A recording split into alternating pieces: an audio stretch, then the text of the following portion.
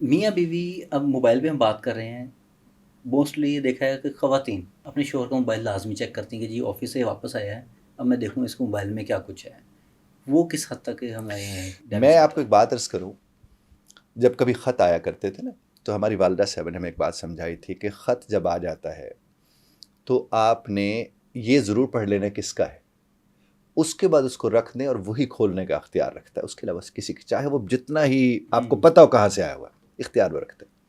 اب وہ ہمیں فرماتی ہیں کہ جب موبائل بج رہا ہو اور آپ اگر اٹھانے چلے جائیں تو آپ کسی کو اگر یہ جا کر بتاتے ہیں کہ فلاں کی کال آ رہی ہے، تو بھی آپ نے پرائیویسی بریچ کر دی۔ صحیح ہماری بات والدہ صاحب نے ہمیں یہ بات سمجھائی ہے۔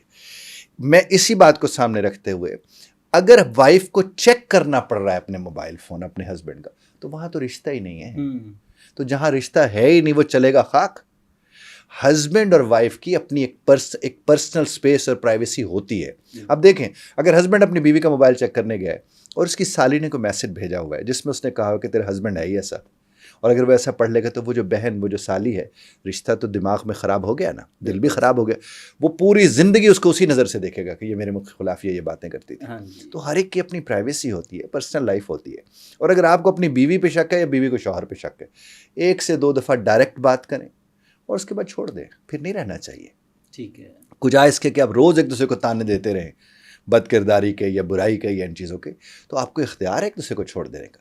لیکن یہ جو ٹوہ میں لگے رہنا، ولا تجسسوا، یہ تو قرآن کی آیت ہے کہ ٹوہ میں مت رہو، اور آپ کسی بھی رشتے کو خراب کرنا، آپ ٹوہ میں چلے جائیں، ہوں رشتہ خراب ہو جاتا ہے۔ اور اگر کسی کا ٹرسٹ ٹوٹ گیا ہے تو وہ کیسے اسے واپس بحال کرے؟ 2 سے 3 دفعہ موقع دینا چاہیے دونوں کو ایک دوسرے کو۔ اور موقع دینے سے مراد میری یہاں پر اتنا ہے کہ ڈائریکٹ بات کر کے موقع دینا چاہیے۔